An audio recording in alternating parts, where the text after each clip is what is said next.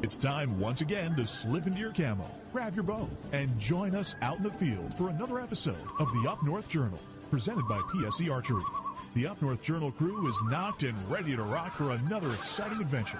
So let's step outside and hit the trail. Welcome back to another episode of the Up North Journal, everybody. I'm host Mike Adams, sitting in the cabin tonight with Dan DeFaw. Before we get started, we want to help you save some money. That's right, folks.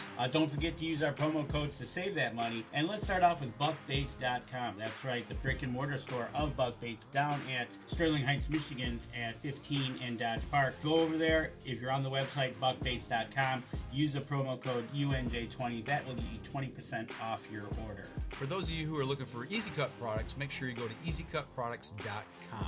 And when you're there, use the UNJ promo code UNJ15 off to save 15% off your order. And let's not forget Lincoln Roan over at packermax.com. It's never too early, never too late to think about the Packer Max. Go on over to packermax.com, use the promo code UNJ25. That'll get you $25 off your order over at Packer Max Outdoor. For those of you looking for some new firearms and firearm products, make sure you go over to the islandarmory.com. While you're there shopping, use the promo code UNJ10 to save 10% off your order there. If you shot that bird of a lifetime and you want it mounted, don't forget Troublesome Creek Taxidermy. We've had them live on the show. We've talked to them. You want to get 10% off your order, go to Facebook, go to troublesome.creek.7, find their website. If you go to our website, UNJ, make sure to click on the button to download the form. You get 10% off over there using the code UNJ10. Looking for that game call, whether it be a squirrel, whether it be goose, duck, deer, make sure you go to JPO Game Calls. Look for them at jpogamecalls.com, and while you're there shopping, use the UNJ10 promo code to save 10% off your order. And Miller Deer Tracking, the man that seems to never sleep during deer season. Get 20% off your next deer tracking using the promo code UNJ20. Look for Miller Deer Tracking on Facebook or give him a call over at 810-240-4891. Looking for the hottest new plastics to take on the water, whether it be hard water or soft water? Make sure you go over to southernindianabaitco.com. While there, use the UNJ promo code UNJ10 to save 10% off your order. Deer Camp Coffee, folks. We drink it every night on the show. You want to try it? You can go to the brick and mortar store at 15 and Dodge Park at Deer Camp itself, or go to deercampcoffee.com. Also use our promo code UNJ10. You get 10% off your order. And don't forget, get a bag of the UNJ medium roast blend there as well. All right, Danny, where's our live view camera to look from tonight? Welcome back to another live episode of Up North Journal. We are live in the cabin, but we're going to look live up at Snow Chasers Lodge.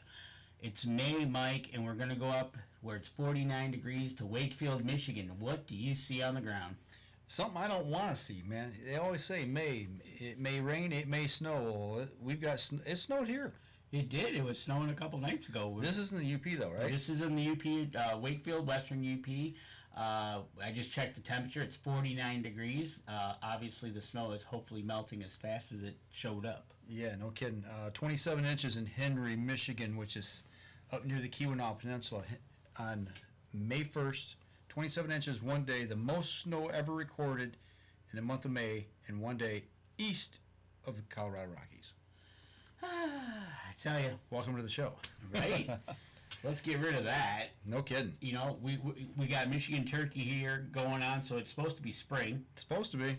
But obviously somewhere else is definitely... I mowed the yard today with the winter jacket on. You did mow the yard. I mowed it Sunday. I think I was able to get out there in between the rain and get on it. But yeah, it's May. It's May. It's cold. It's wet. Went camping this weekend. Got rained on for 3 days. Right. But we did get 3 bike rides in, saw a lot of deer. Got up close and personal to a few of them. You did. There was a couple videos you posted. I thought you were going to have, shake hands or maybe try to saddle one up. I was ready to throw the bike down and jump on deer and see if we could, do a rodeo. That would be interesting. It would have been cool. Right? So this week we're taking a little bucket list adventure. Yeah, you are. Yep. Matter of fact, I'm actually going to do it. Once and for all, you talked about this, I don't know, I think ever since I met you. Ever since I met you, there was always, I never really wanted to do it. It was like, okay. Now it's like, okay, I got to do it at least once. And so I went out and I contacted our buddy that we go over to the west side of Michigan to see all the time over on the west side shows, Mr. Dave Wilkins, and who has his daughter with him today, Morgan. Welcome to the show. Welcome. Hello. How we doing, guys? Doing good. Trying to stay warm. Michigan weather stinks. It flat out sucks. Put it that way. Right? Man, oh man. Well, just so everybody knows, yes, I will be leaving 1 week from today, heading to South Africa to do some hunting. I'm taking my fiance, Denise, and Dave and Morgan are going with us. Actually, I'm going with them, I guess, because I made the mistake. I always told Dave I'd go when he goes. And I made the mistake of calling him last August, and I said, he goes, hey, I'm going to go. I went, uh-oh. So you're going. I'm going. So is this like a honeymoon trip, or is this a pre-honeymoon trip, or is this just like a getaway and go slay some animals? I mean, what's going on? Well, this is the test to get to our wedding in June. Don't do that while I'm drinking, man. If she does not pass the test, she just might be an employee of the safari there. What happens if you don't pass the test? I can work from home. Okay, all right. Dave, you got your hands full. That's all I'm telling you. Morgan, you do too. I feel sorry for you two taking him along. I got to put up with this guy all the time. So now you're going to get a little taste of what I have to go through every Wednesday night. So you guys are flying out Wednesday? We're looking forward to it. Mm-hmm. Yeah. Next Wednesday, everybody boards a plane and takes off, huh? Yeah, we're he's leaving from, where are you leaving from, Lansing? Grand Rapids, and I'm leaving from Detroit, and we're basically going to get down to Atlanta at about the same time, about 6 o'clock. Uh-huh. And then 9 o'clock is our flight, 16 hours to Johannesburg. And then that'll get us there Thursday. 16 hours on a plane. Wow. With this guy. Hey, I plan to try to do a little sleeping. I do a lot of sleeping. But- I do a lot of drinking, then I do a lot of sleeping. Right? No, don't do that. I've seen that go wrong so many ways on a trip. It's kind of funny. But so it'll be the four of us I'm going for 10 days. Dave is going to be there. Are both of you going to be there a little bit longer?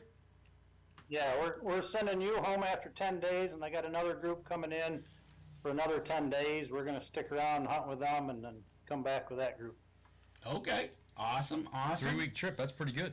He's doing a 3-week trip. We're doing a 10-day trip. Getting excited, a little nervous, but is what it is. Okay, so you said you called him last August. Yep. Okay, so Dave, he calls you last August. He says he's going to go. What's he got to look forward to getting things done? So somebody, like, maybe they're watching the show right now, and they said, I like that. I'm going to try that. I want to go do that.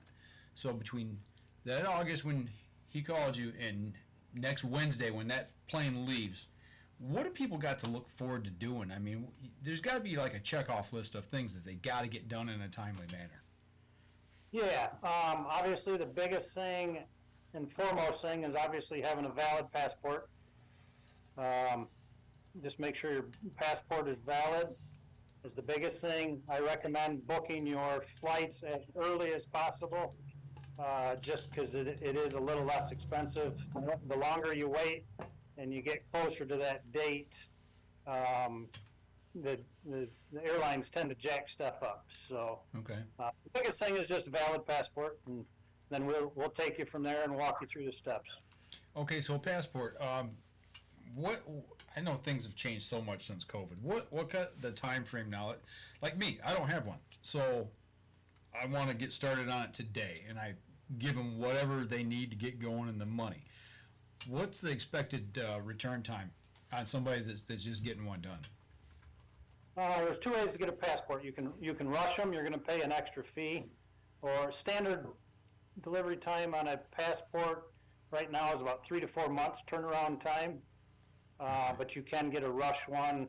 You can get it down to about 4 weeks. You just pay an extra fee.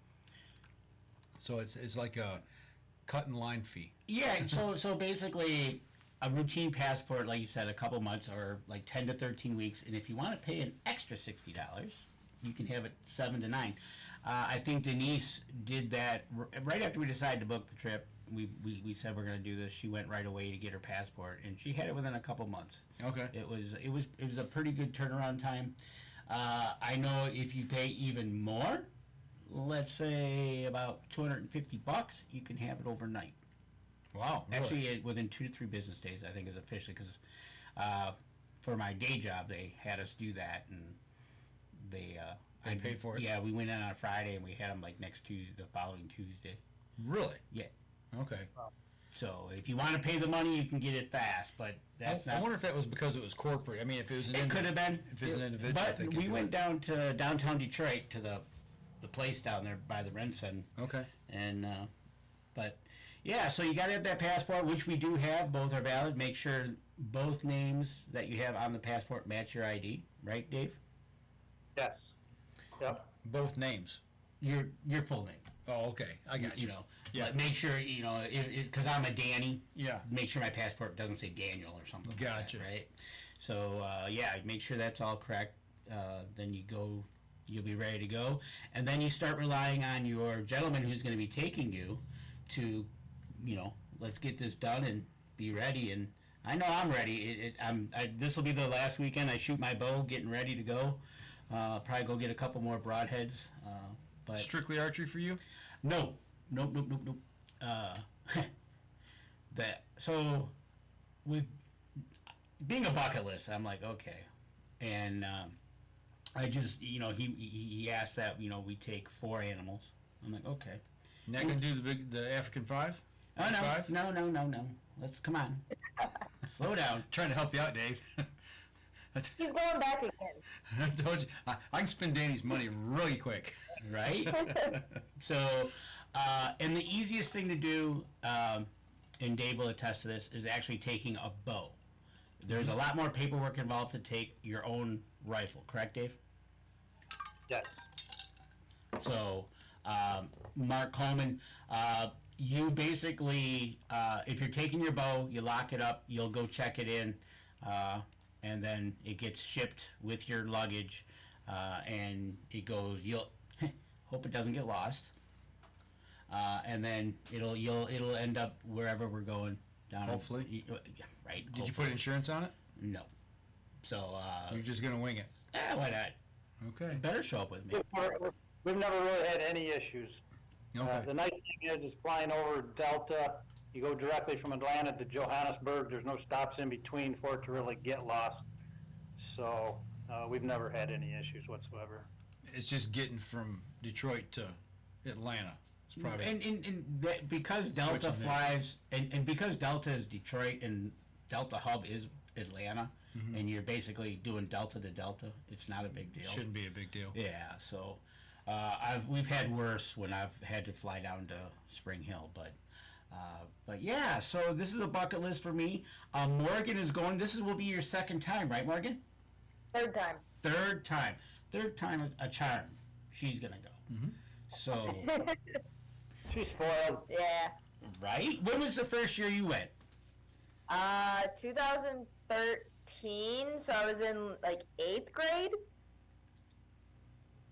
8th grade trip. That's a nice 8th grade trip. Yeah, right. That's the way I look at it. Some kids just want to go to the zoo or Washington D.C. Right. She's going to Africa. Yeah, bring back her own animals. Can you imagine the stories? Well, where did you guys go for your 8th grade trip? Yeah. My dad took me to Africa. Now, did your mom go for that trip?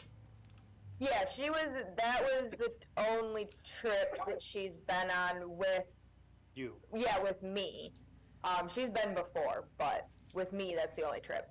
Okay, and awesome. And Dave, so we're leaving here in Michigan. We're leaving at 9 o'clock at night. How many hour difference is the time change we're going to be seeing as we get into Johannesburg 16 hours later? South Africa is 6 hours ahead of us. Okay. So we land roughly at about 6 o'clock on Thursday night, so it'll be noon back here. So there you go, Mr. Coleman. It'll be 6 hours ahead of whenever you're thinking about me. And you know, I'm excited. I'm Oh, heck yeah, I would be too. I've been nervously anxious, but it's like, all right, let's just do this. I've yet to pack. I've got everything kind of mustered in different areas. Okay. Like I said, this last weekend I'll shoot my bow, and then we'll go see what animals I can get. But one thing nice going down to the safari is you get a menu. I like menus. Usually they include animals that are already on a plate, though. No. This is a menu of what you can shoot. Okay.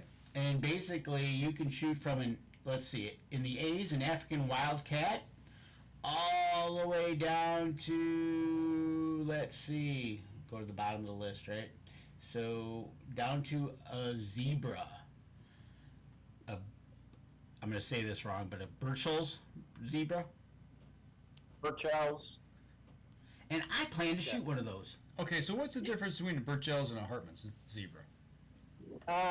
Burchell's is the most common one. If you look at a Burchell's, they've got what they call a shadow stripe, and that's kind of that dirty white that the dirt that you see in the white stripe. Okay. That's not dirt. That's actually part of the stripe. Okay. That is a Burchell's. A Hartman's or a mountain zebra is pure white. Okay. They're not as common as the Burchell's, but that's the difference. Is the Burchell's has that what they call a shadow stripe in the white, and then the Hartman's or the mountain zebras, it's a pure white stripe. All right. So I want to shoot a zebra. That's number one. All right. Well, that's one of my four. All right. In no particular order. Well, I'll tell you, let's take a break. We come back. I want to know what's on your menu besides zebra. And we got some questions for, Morgan, not Dave. Okay. All right. We're going to step outside. We're going to take our first break. We come back. We'll continue the conversation here and find out what Danny plans on shooting when he gets over to Africa. We'll be right back after this. All right, folks. Keep the questions coming in for Dave or Morgan. Obviously, we see who's more popular on this episode. That's right. You know. Well, Dave's the one taking all the money, so obviously, you don't want to pay the money. You want to go, but so he's going to be the less popular guy. Nah, he's popular in my book. Because he's putting up with you. That's why. Well, of course, when the show starts, Dan gets the old the ribbing here that I won't take up much room on the plane. That's right. Put you up in the overhead? If I can sleep up there, I'm good with that. Stuff me in that thing. Right? I will say the luckiest is when you are on a flight and you are like the only person or the only two people in a row. That was the first trip in 2013. It was like me, my mom, and my dad in a row, and I got to sprawl out and lay down. That'd be nice. Very nice. That's kind of our plan, how we did the seating for the long section, right? We did a row seat and a window seat. So we'll see how many's on that flight. All right, you ready? Yep. We got some more questions. Okay. Actually, we got one for Dave now too. Okay, all right. Here we go. Stand by. 3, 2, 1. Welcome back. Second segment of the show. We've been picking on Danny in the break for those of you listening on the podcast. Yeah, you gotta. Unfortunately, if you're listening to the podcast, you're listening to the audio version, you miss what's in the breaks. So if you don't go back over to the live Facebook and see what happened in the break, you got to wait till we put this on YouTube, probably later in the week, and then you can see what we talked about and how, Dan takes another one for the team as usual. So, Oh, poor Danny. yeah, that's right, poor me. Poor Danny. So what are we'll start the. I want to know about the menu. Okay. You can't leave me hanging on a menu. All right. So what? You got 5 animals picked, right? I got 4. Well, I do have 5 animals picked. Okay, so you got. I want to shoot 4. Okay. There's a 5th one out there that I would like somebody else to shoot, but I think I might need Morgan's help. Okay, we can talk about that. Right? So what are the 3? all right. You got a So zebra. I want a zebra. Mhm. The other one is which if you look, we have their website up right here. Hold on, don't. If we go back, is a sable. That is a beautiful animal. That's what we're looking at right now? That's what we're looking at right on the cover. Okay. I want to shoot one of those. All right. That would be my number 1 on the list. Okay. Number 2 would be a kudu. Mm-hmm. I want to shoot a kudu. And then 3, like we talked about, is the zebra. But I also want to shoot a buffalo. Okay. Now, I think, Dave, you're going to go for a buffalo as well, correct? Yeah, I'm going for a bull. I think you want to do a cow, correct? Absolutely. So, he's going to go after the bull. I'm going to go after the cow. And what is specifically the difference between the two? Really, Danny? All of you need to know. I had to do that. I had to do that. But that's the only difference, like in most of the animal species, is the bull, a mature bull will be 1,800 to 2,000 pounds. Okay. They both do have horns, so you'll still have a trophy with your cow, just not as big usually. And then the cow's body size are a little bit obviously smaller than the bull's. So, but the hunting is more or less still the same. You're still going after a pretty mean critter that wants to hurt you if you don't treat it right, and so you'll still get just the excitement, but not the cost with as much as a bull. Okay. Right, exactly. So, if I ever go back, I might go after a male, but Okay. And I will not be going after this mean animal because I don't want to die and be that guy from the United States that got trampled. Well, you got other people with you. Yeah, they know the trick. Yeah. Don't be the slowest one. Well. Right? So that, and then that's my 4, the top of my list. Okay. And then the 5th one that's out there is an eland. Okay. Now, Dave and Morgan, we've talked, and they swear by eland steaks or sable steaks, correct? Yeah. So, Both better than any beef filet mignon you'll have. There you go. I gotta try it. Yeah. I don't blame you. So, so Dave, we do have a question for you. How did you get started in Droptine Outdoor Adventures doing all these hunts? Because this isn't the only, you don't only do safaris in Africa. You've got a whole list. We've got your website up right now at huntdroptineoutdoors.com. How did you get doing this? A long story short, more or less by mistake, if you want to say that. I grew up in Michigan just chasing whitetails, but then wanted to expand my horizons, so I started going out west, Canada, and that type of thing. And then when I got back, I had other friends and family asking me, hey, how'd it go? I'd like to do that, blah, blah, blah. Well, it just kept more and more people coming to me asking the same questions. So I'm like, well, if I'm giving all this advice and that type of stuff, I'm going to start kind of making it a business. So I did, and that was 22 years ago or better. So been doing it since. And you have done it, and we met a long time ago when I think we were both on Mossio Pro staff.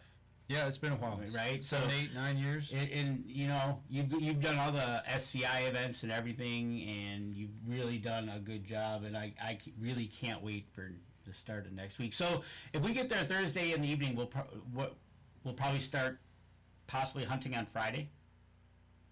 Yeah, because we won't get into camp until like 10 between probably 10 and 10:30 Thursday night, and we'll be whooped, so we'll just go right to bed. We'll be up kind of early. I mean, we won't beat the sun up, but we'll get up at daybreak, make sure the bows are still on, the guns are still on, that type of stuff, and then we'll hit the field. We've got a question in here for someone who doesn't know. I mean, we've asked before, but actually, it's my daughter's asking the question. She's watching tonight. When you get game over there, it's not like typically if you get something here in the States, you can pack it throw it on ice, get it back home, get the meat, get the cape, all that kind of stuff. As long as you're following all the rules, make sure everything's deboned and all that kind of good stuff because it's CWD. But over there, you don't bring the meat back, right? Correct. Yeah, you can't bring any meat back to the States, so it's strictly a trophy hunt for us. But everything is used. Nothing is gutted in the field. Like over here, we get a whitetail. You gut it in the field before you get it out. Over there, as soon as it's on the ground, you get the pictures. The whole animal gets thrown in the truck and taken back to camp and then gutted in camp. That way they can use the intestines, they use the heart, the liver, all that type of internal organs. About the only thing that goes to waste are the bones and what blood you lose. Everything else is used. And from what I've heard, and I think you've told us this before when we've had you on the show, that the village uses everything. They take all that, and people, they share the meat, they share all of the things that come out of the animal. They share it with the local people, or they take it to market and sell it, and the money comes back to the village. Is that right? Correct. Yep. Yeah. We'll take meat, keep some for in camp, so Danny can have his eland steaks and his sable steaks and that. So we have food for camp. Some of it is sold at market, and then others. There's several the kids over there in school. They leave their home on Sunday and then go all week to school, and they only come back home on Friday night. Okay. And the schools are responsible for feeding them during the week. So we donate a lot of meat to the local schools to feed those kids during the week while they're at school.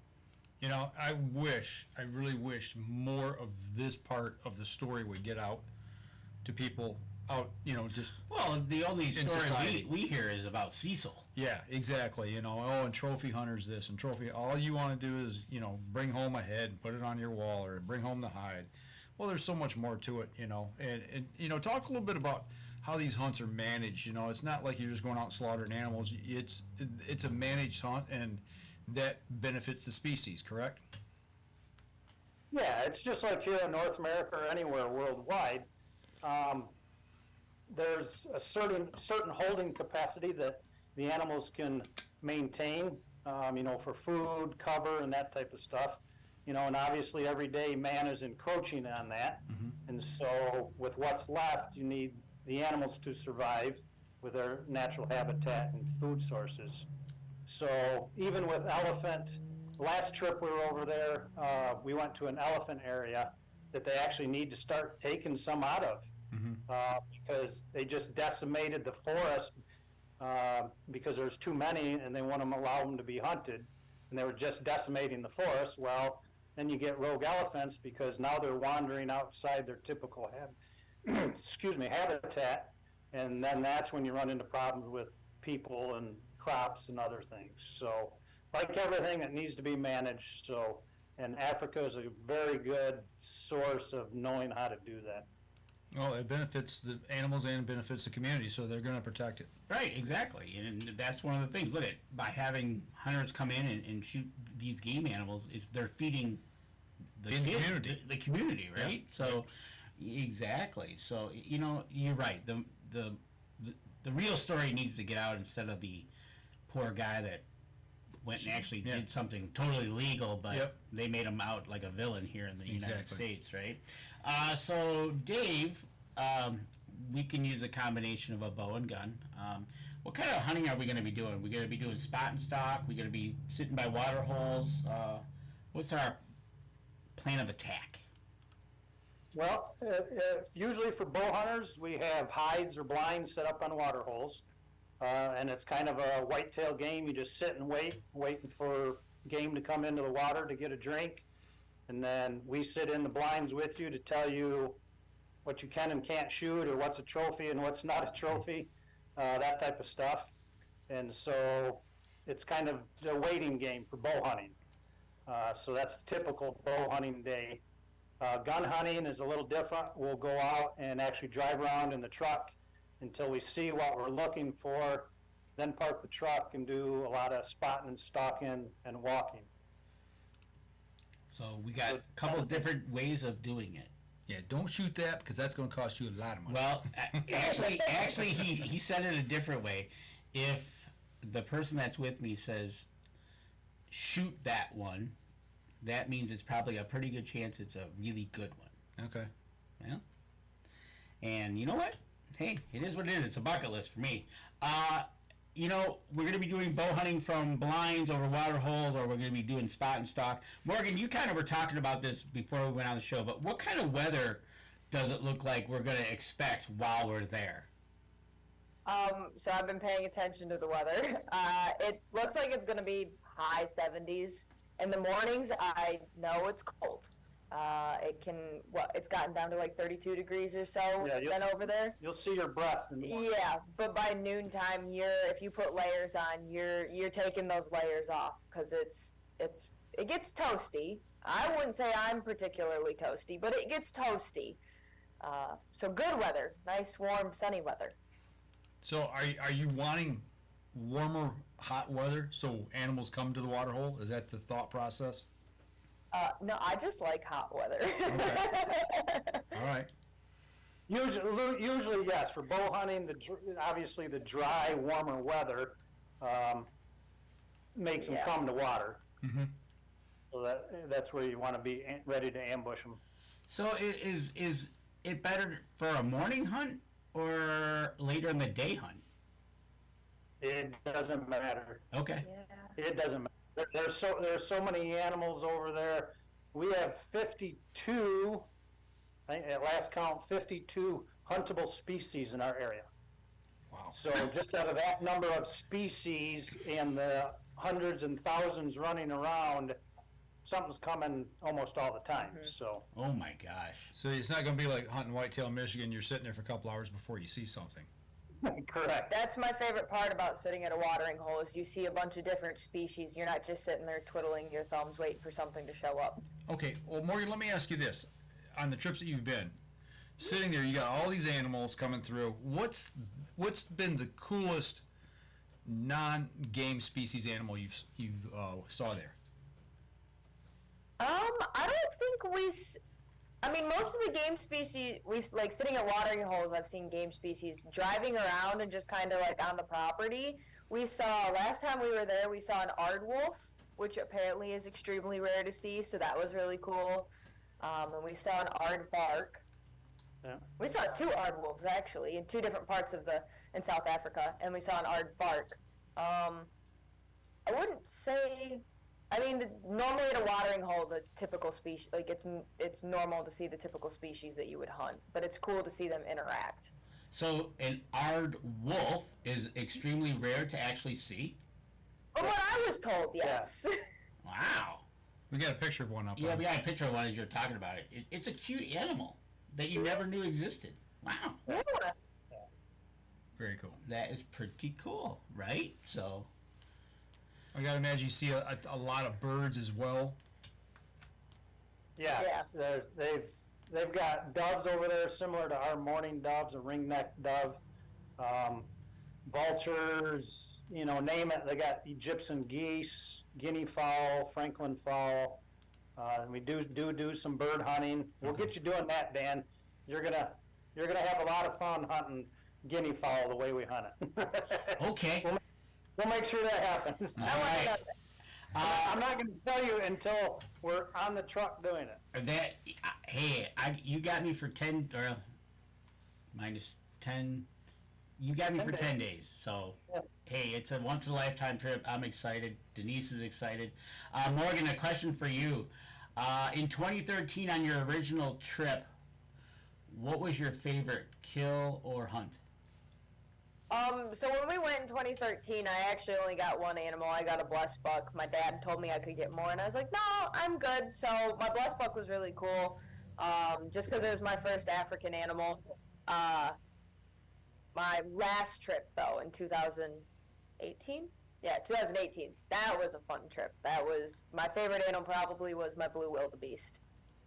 So there you go, Mr. Mark Coleman. And don't worry, Mr. Mark Coleman. I'm pretty sure Morgan is pretty strong because, yes, I'll have to be on her shoulders so I can see the game animals. Get him a little booster seat.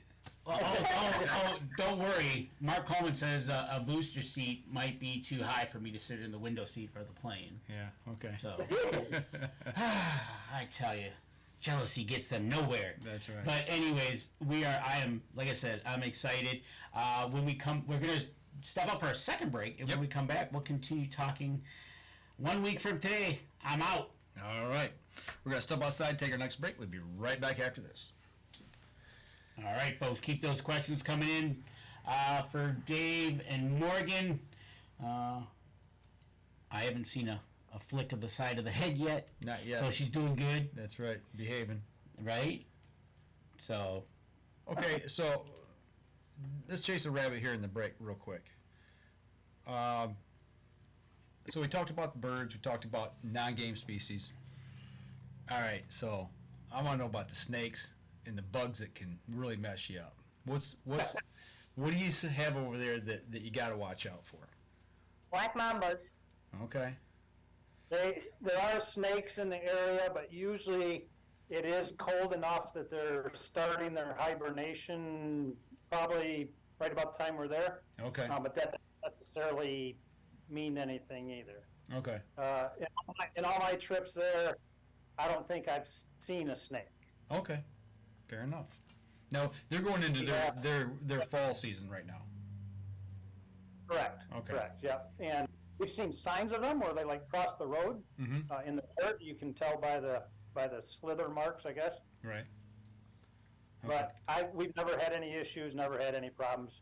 Now we have had some local camp dogs, unfortunately, get bit by some of the snakes and die on us. But Okay. that's because the dogs don't know enough to leave them alone. Right. You know, they go after them. So Okay. What about Obviously- bugs? any spiders? Any big spiders or bugs that can get you? Size of your hand, spiders, but I don't. but they're Yeah. they're non-lethal. Yeah. They're Okay. just, They just they're scare like the. the daddy long legs. They They're, just, they're 4 times the size of our daddy long legs, Okay. but they're completely harmless. Yeah, Okay. they just scare the heebie-jeebies out of you. pretty much. Other than that, really no issues. Ticks every now and then, but that's no big deal. Okay. Denise, my fiance, says because we're the same height, we're going to need 2 sets of shoulders. So Dave and Morgan, the buddy system, will help Denise and I. Okay. Or you could just carry Denise on your shoulders, and she could see and she could shoot. There you go. There you go. All right. Here we go. Stand by. 3, 2, 1. Welcome back. Third segment of the show. Cracking on Danny once again in the break. That's always good. You're a good sport. I Absolutely. gotta You know, hand it to you. it wouldn't be fun if we were all serious about this, right? Yeah, right. You gotta have fun. I mean, Right? It's a bucket list thing. It's supposed to be fun. So, Dave, what type of rifles are we looking at using for these, let's say, a buffalo? Buffalo will shoot 375s, which is the Alright. smallest legal caliber that you can shoot. 300 grain bullet. It's about the size of your ring finger, maybe. Have you shot a 375, Danny? I've shot a 300 H&H Magnum, so Okay. it's a little bit bigger, but yeah, I've shot one. it's a Kazawi. But my plan is to shoot it once. Well, if we're gonna practice with it a couple times, but once at what I want to shoot at, because whoever my guy is gonna be is gonna say shoot that one, and I'm going to shoot that one, and then Okay. I'll cry later in the pool or something as I. Nah, you won't even feel it. You'll be so excited about the shot, you won't even know it happened. Well, you know what? It's not that bad. It's really not that bad because I'm assuming the gun is actually pretty heavy. Yeah, they are. Exactly. So, I tell you, Mark Coleman is on a roll. That's all I got to say. He says that he can hunt short animals. But so it's kind of funny. Dave, we're talking about guns. Mm-hmm. Dave texted me a week and a half ago. Says, "Hey, can you do me a favor?" I'm like, "All right." going with the guy. What am I saying? No, can't do that. So he ordered some bullets, just bullets, from Midway, Okay. and they only allowed 2 boxes per order. Oh, so you got to take 2 and she's got to take 2. Well, I'm taking 2 and Dave's taking 2. Oh, so, okay. I got so Hendrik can get his 4 boxes, because I'm assuming he reloads then? Is that why? Yes. Okay. Yeah, he reloads and he buys all his bullets here. When he's here, he buys and takes back what he can, and then he asks his mules to bring some to him too. I get it. So when I walk in, I better have them first and foremost out. That's right. Is my fee to get in the door, You got to put them in some balloons and then pull them out. right? So, it's funny when we were doing that. It's kind of like, okay, but like you said, don't put them in the bow case. Put them in my checked luggage. Yeah. So, is that how they do a lot of that down there? Is they do a lot of reloading? Yes, yeah. Almost all the outfitters over there will reload, because it's cheaper, and it's actually easier for them to get what they want versus trying to find a store there that's got what they want. Okay. So a lot of the guys, like I said, when they're here, the only thing they can't get here and take back is obviously the powder. Mm-hmm. And the primers, but they can get that there. But the bullets themselves, which is mainly the biggest thing, obviously you want a good quality bullet for the animals, and we've got those here in the States, so they'll get what they can and haul back with them, and so they can do a lot of reloading. Well, I got to imagine too that you want your own recipe, as the reloaders call it. Yeah. Load it a little hot or whatever, to get the proper penetration, what they're looking for. I mean, I imagine they've done enough of it and seen enough that they know what they want out, what kind of performance they want out of that bullet, right? Yes, exactly. Okay. Now, doing that, the question is there any type of, after you get an animal, is there any type of celebration that you guys have? Like, is it like at the end of the night or something? Because besides bouncing off everything I can after shooting one of these things, I'm going to be on cloud 9. You gonna blood Danny? I don't know. Is there any celebrations? Once we get back and get the animal up in the skin and shed and gutted, then we stick his head up in the cavity of the animal. Okay. Well, I'll be a redhead again. Instead of just a couple blood streaks across the cheeks, you just stick his head up in the carcass. You'd fit too. See? Is there any superstitions or rituals that you have prior to going out or after the kill? Good question. That's a good one. Not for me. Morgan, do you got something? Do you got to wear like a special hat or something, or? No, I don't. No. I think the biggest. I think the biggest thing for me, and I do it no matter where I am, is, believe it or not, I hate killing animals. That animal gave its life, and so I personally, over here, I'll sit down, stroke the animal's fur, whatever the case may be, and kind of give it respect for 30 seconds or something. I don't know if you want to call that a tradition, or it's not superstition, but No, I get that. that's something for me. Just because it shows respect for the animal, you're just not out there being bloodthirsty and whatnot. Yeah. No, I completely get that. That's something I do. I think it's cool.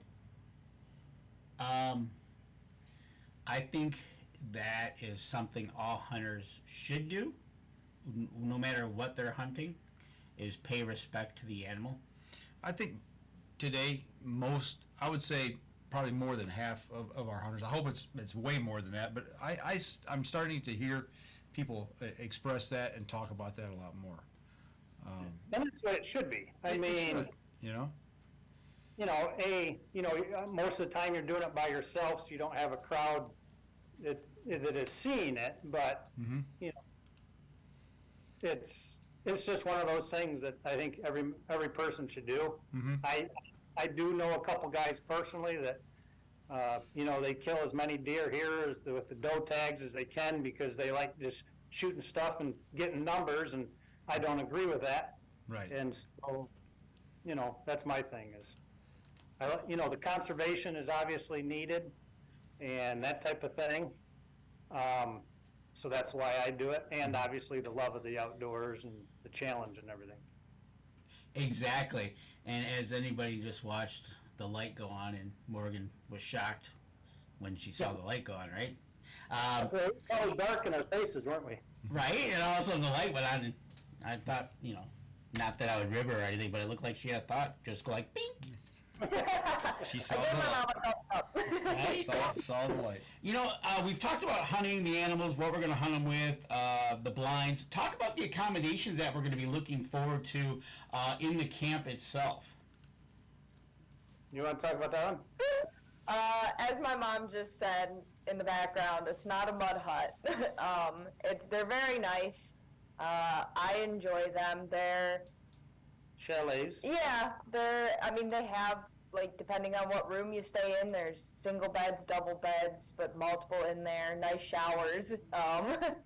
Yeah. It feels very homey. Like they don't feel like I'm staying somewhere and I'm just there for a little while, like a hotel or something. It feels very homey to be in them.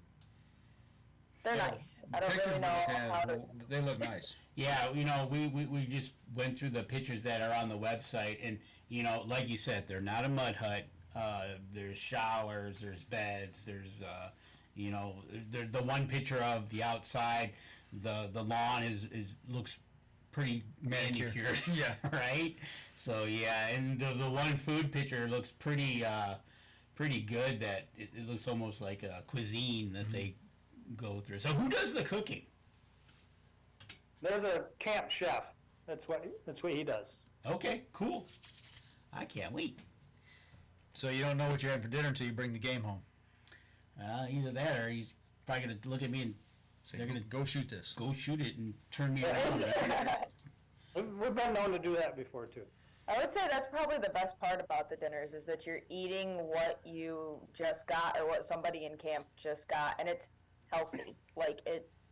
My body you would think that you don't lose weight over there because you're eating so much, but I think you do because of how healthy the food is and how fresh it is, and it's not processed and you don't get it from the store. Well, most of it. Not shot up full of steroids and other things, antibiotics and what have you. We can go on and on about that's a whole nother show. Right, exactly. Like you said, that game is just. Adam Winstead looks a lot nicer than he expected. And Yeah. and one of the things with Dave is when I go with Denise, there's going to be a total of 4 of us in camp, and Dave and Morgan are going to be the other 2 in camp. There isn't going to be a plethora of other hunters 30 people there that I have no idea who it is, and how they might react, or because some people can get a little over the top when they get back for the evening. Sure. And but A little too much sauce. a little too much. But I'm looking forward to that camaraderie of a small camp. Well, with that being said, Dave, talking, not exact pricing, but so you got 4 people in camp that are they're there to hunt.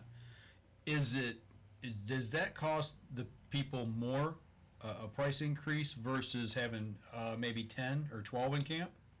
Or do they just cater to that group? It's the reason we only have a small camp is because we want to make it personal. Sure. There are many outfitters over there that you're just a number, if you will. Mm-hmm. And my first trip over 20 some years ago was like that. It was with an outfitter that I think around the dinner table at night we had like 16, 18 people. Okay. You're just a number to them. They want you there shooting critters. Thanks for coming. See you later. Bye. Type thing.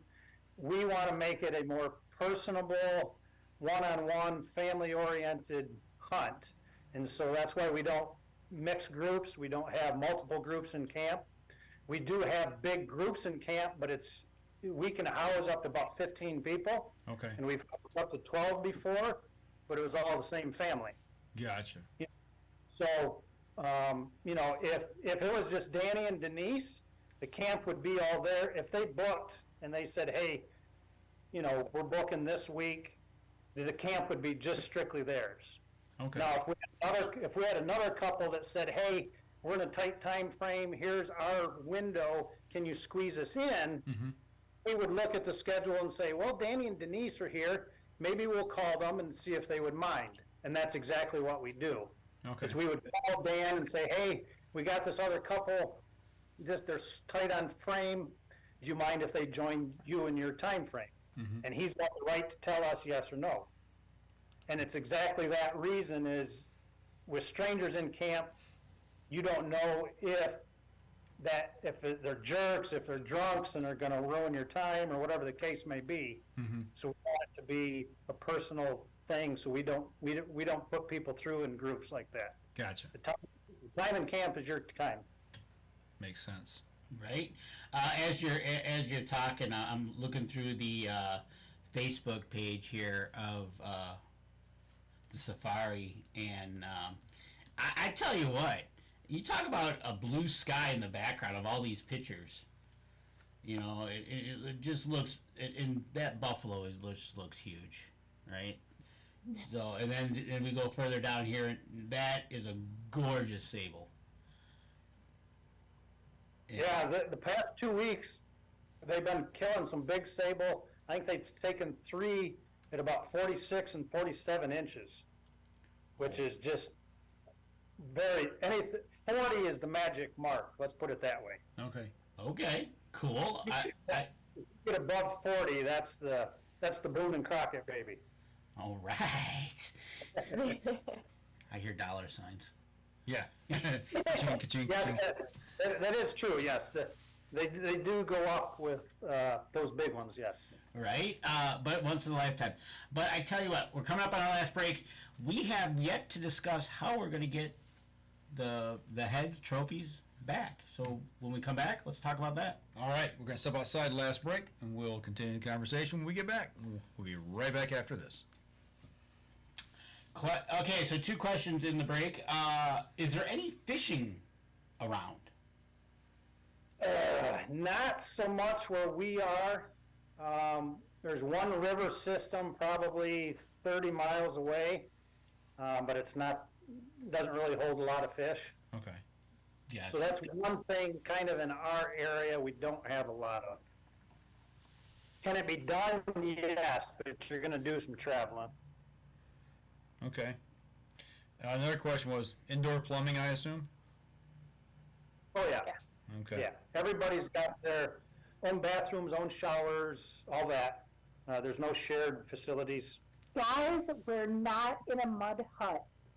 Not in a mud hut. That's right. We looked at the pictures, and you tell you what, that place looked spick and span, and the lawn looked manicured, and it looked like I've seen hotels that were weren't that good, right? that were way worse.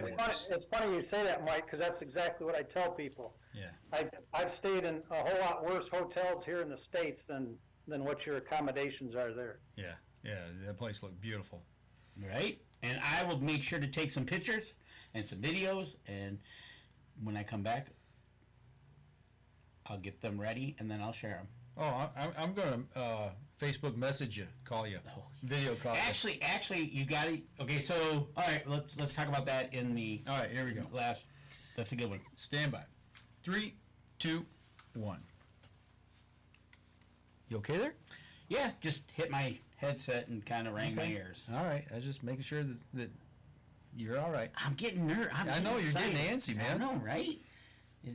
A week from tonight. A week from tonight, I'll be in the air.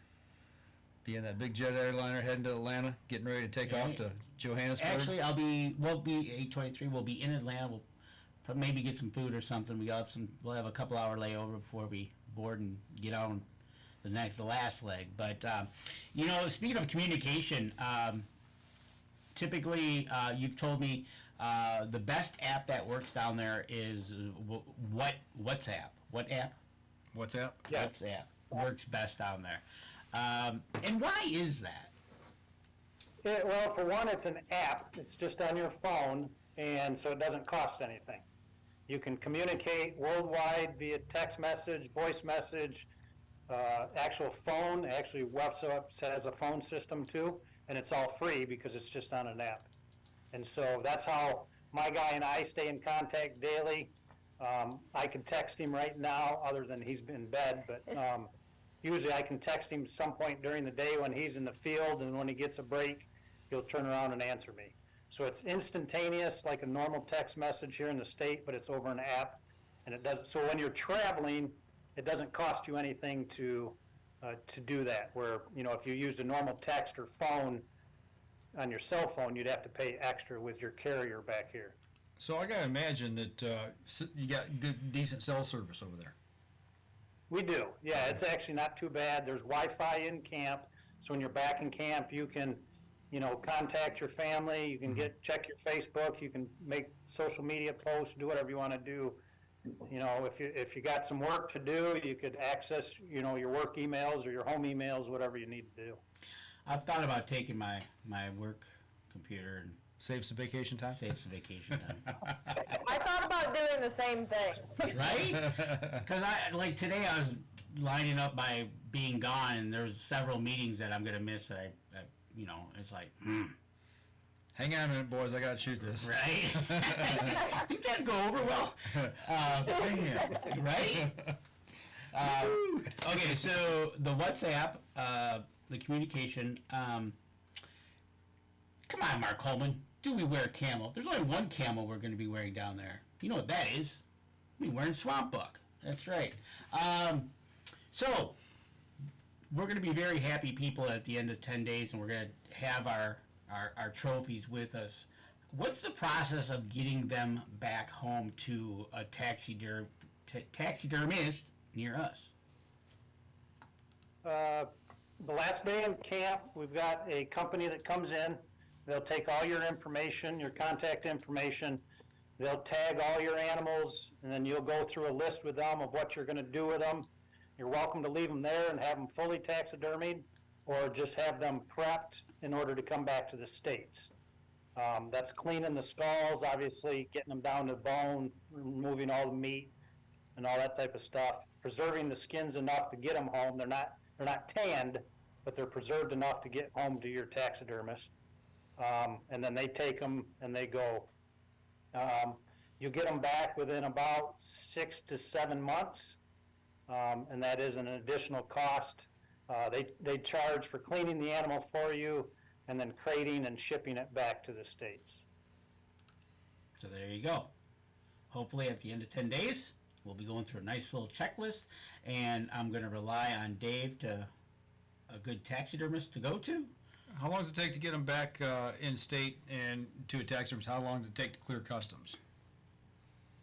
Once they hit our borders here in the States, we recommend a clearinghouse called Coppersmith here in the States. They'll come into Chicago, they'll clear them in Chicago, and then once they hit the door, they're probably processed within 2 weeks time frame. Okay. That's not too bad. They're not sitting there for an amount of time, and No. need to get them to the taxidermy ASAP, right? Right. Gotcha. So, but like I said, Dave's gonna give me a tip on who to use probably over there. Who's done? I'm assuming done your animals, right, Dave? Yes, yes. Yeah, okay. Yeah. So another question.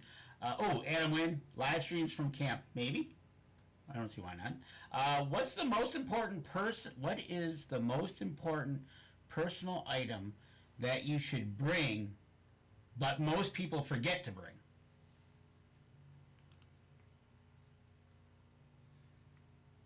I don't know if there is one. The biggest thing is don't bring a whole lot. We actually, except for if you're a girl, of course. Jeez. But no, we do your laundry every day.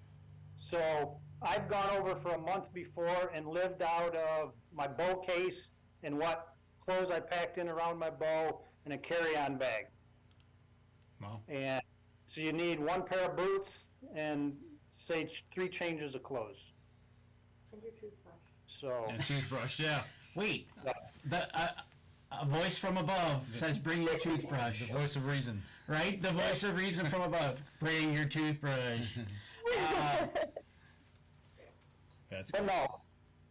Like I said, in the first timers, I usually do pack way too much. But like I said, we do daily laundry, so there's no need to pack very much at all. So that's kind of what we've been, when we packed this weekend, we kind of, Denise and I are going to kind of go over, I think we settled on 4, right? 4 pairs of this, 4 pairs of that.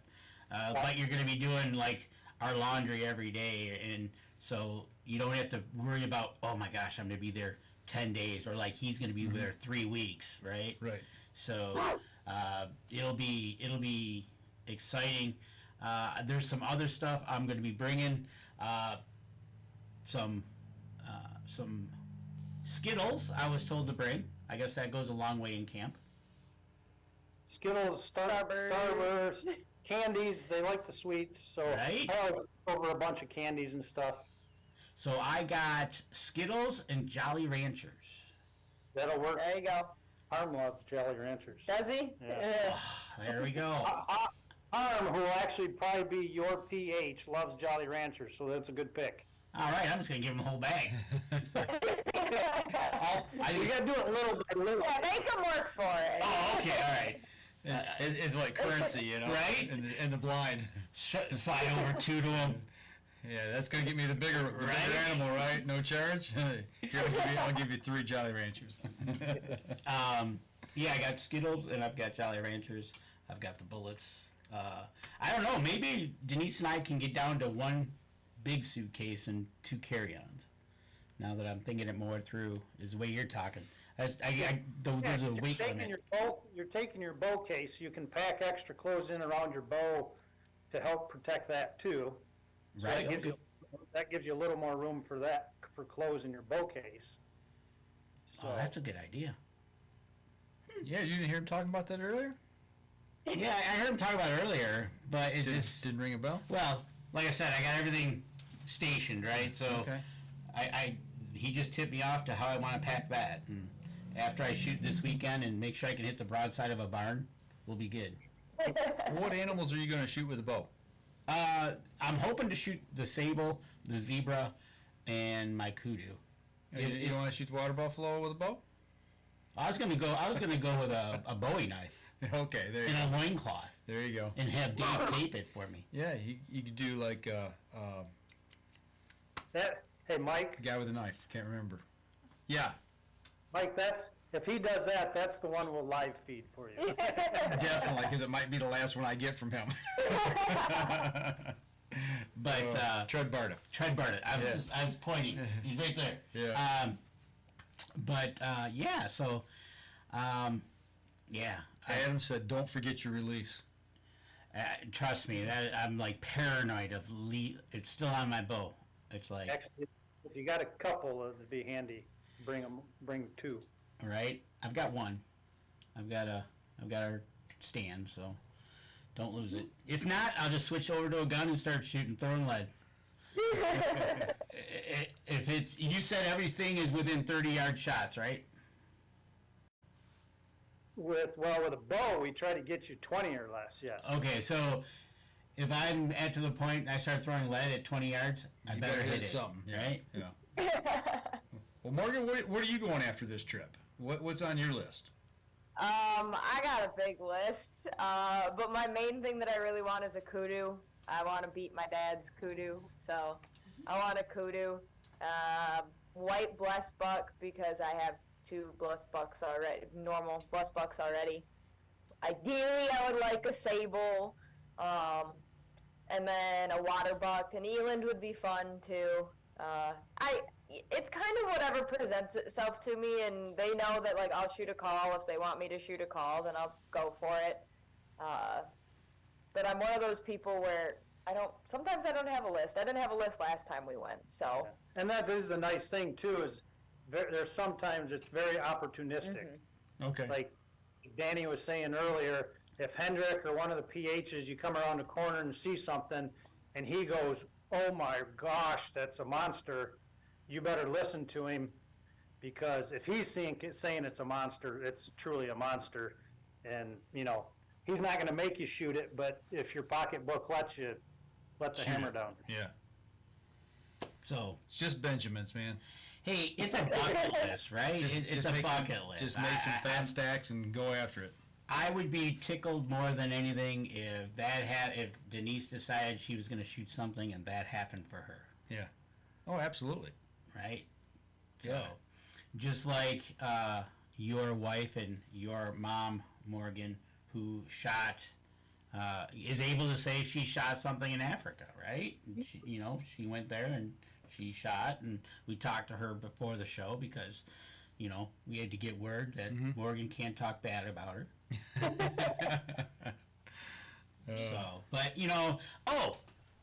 So typically the last section of the show we ask our usual questions, but what is the favorite way to cook in camp? Over an open fire, a stove, crock pot? What's the best way that they like to cook there? Well, almost every night you'll have the meat done on they call it's a braai, but it's barbecue pit. Okay. So they grab, wood and start the fire. Your bonfires, you'll sit around and have a couple of cocktails and talk about the hunt during the day. And then after the coals get nice and hot in the bonfire, they'll come over with a shovel, grab a bunch of coals out of the bonfire pit, and then take them over to the braai and stoke up, getting ready to throw the meat on the grill. So that'll be the main course almost every night over the grill in a bonfire. Man, you And can't then beat that. Obviously, from there you transition into the dining room itself for all the other side dishes and stuff. So This time we're talking about food, and I'm going to get some of it. Yeah, no kidding. Not just sit here and drool over each other, and after the show go, gosh, now I'm hungry. But What is it, malva pudding? yes, We'll have to get them some malva Yeah. pudding. Malva pudding? malva, yeah, Yeah. Malva.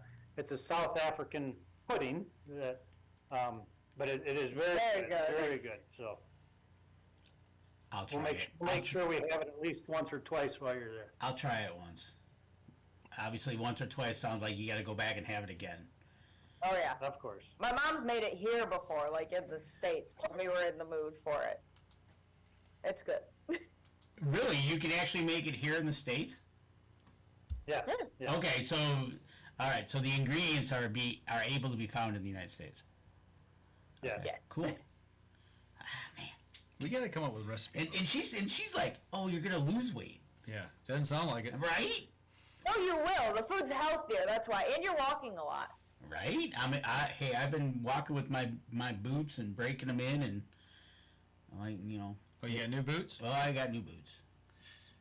No, I got them a couple months ago. Okay. I've been walking. All right. I've been walking around the house with them even. Okay.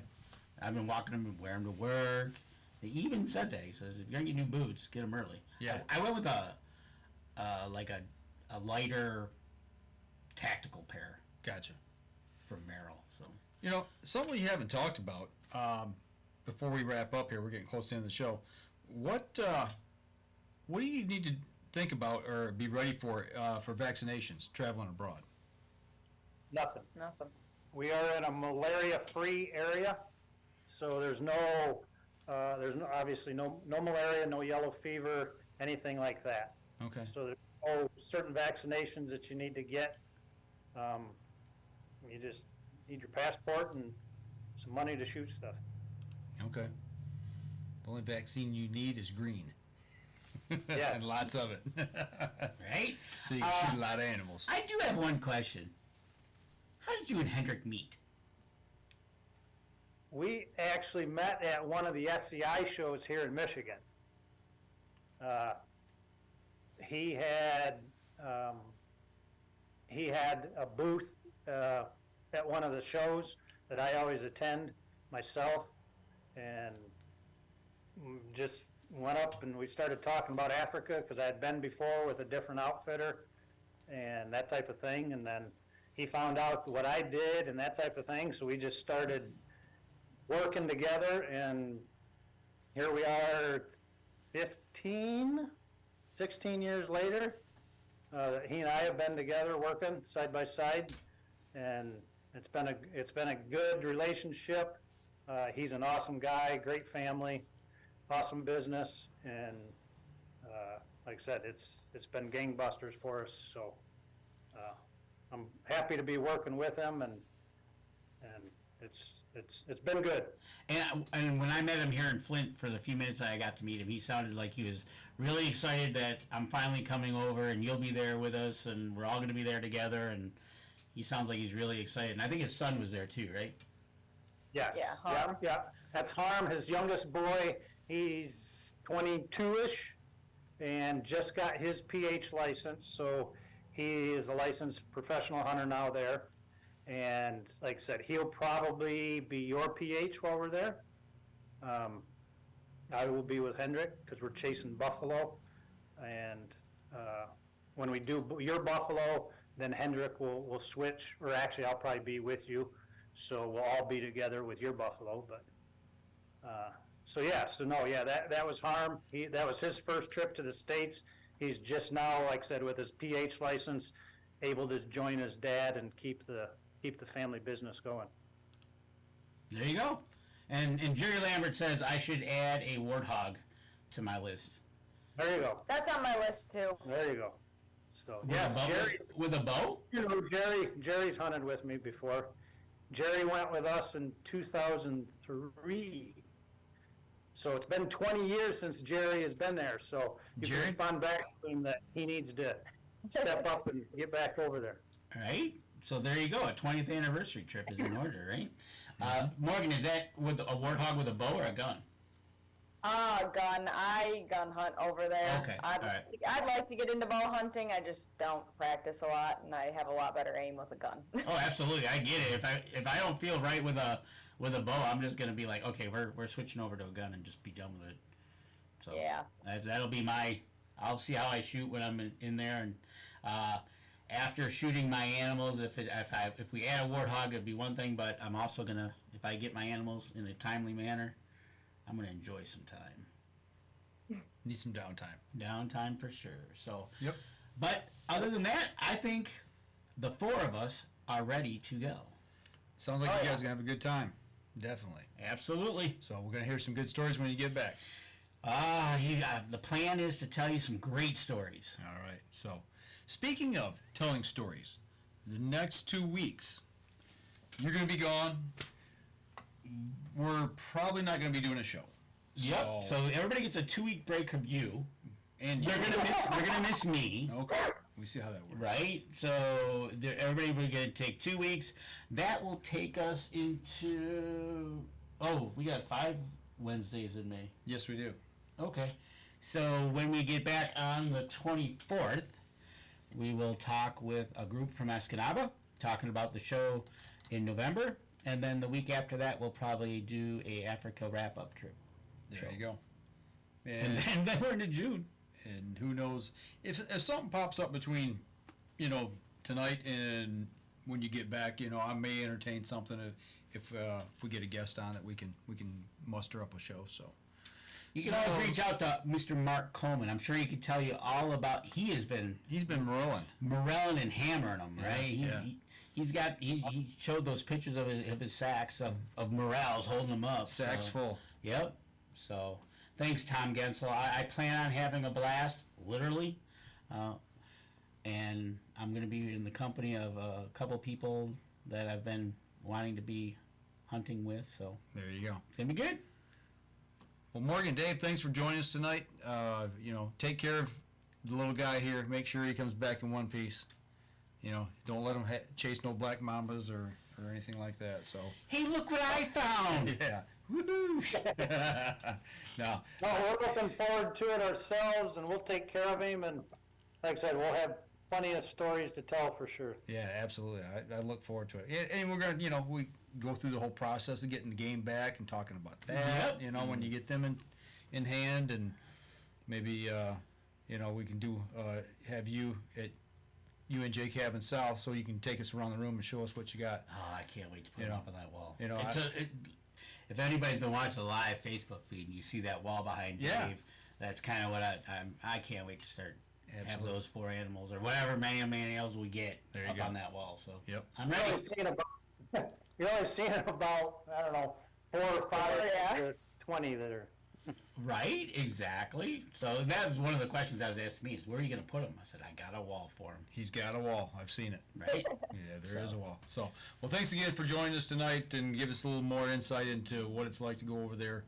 I know Dan's going to be in good hands, and you guys are going to have a blast. So, we'll catch up when you guys get back and celebrate the newbie being christened over there. So, hang on with us here after the show. We'll talk briefly. But for those of you who listen to the podcast, if you're listening on iTunes, make sure you stop in over there, give us a review. That helps people who support us as well. You know, and if you're on watching the live stream on Facebook, get over to Droptine Outdoor Adventures on Facebook. Smash that like button.